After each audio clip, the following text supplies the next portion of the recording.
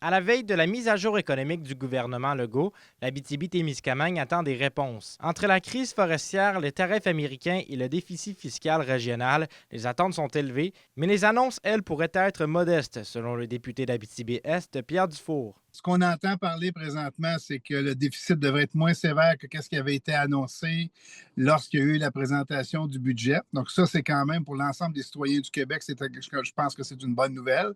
Mais de l'autre côté, je pense que ça fait aussi en sorte qu'il ne faut pas s'attendre à de grandes annonces qui viendraient peut-être donner un coup de pouce additionnel à certains secteurs en particulier. Pierre Dufour souhaite tout de même voir un appui clair à l'industrie forestière qu'il juge en situation critique et rappelle la nécessité d'investir dans les infrastructures de la région.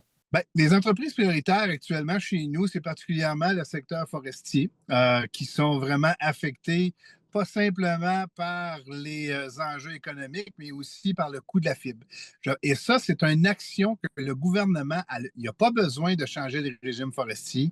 Ils sont en mesure d'intervenir rapidement sur le coût de la fibre qui pourrait un peu déjà donner un petit peu d'air à nos entreprises forestières. Du côté de l'industrie, on attend aussi beaucoup de cette mise à jour. Chez Chantier Chibougamau, on veut des gestes organisés et une réponse solide. Le ministre des Ressources naturelles et des Forêts, M. Simard, a lui-même généré des attentes en parlant d'une réponse costaude, robuste du gouvernement du Québec. On a hâte de demain, mais on garde aussi à l'esprit que si demain, il n'y a pas le coffre à outils le plus complet pour répondre à toutes les problématiques auxquelles on est exposé aujourd'hui, bien que ce sera au moins une première étape. Et du côté municipal, Rouyn-Noranda espère un signal fort. Bien, on va suivre ça de près. Hein? On est conscient là, que ça peut jouer un rôle important.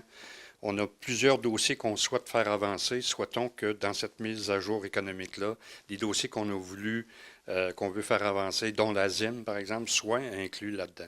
L'heure précise à laquelle le ministre Éric Girard présentera demain sa mise à jour économique à l'Assemblée nationale n'est toujours pas connue. Zachary Desrosiers pour RNC Nouvelles.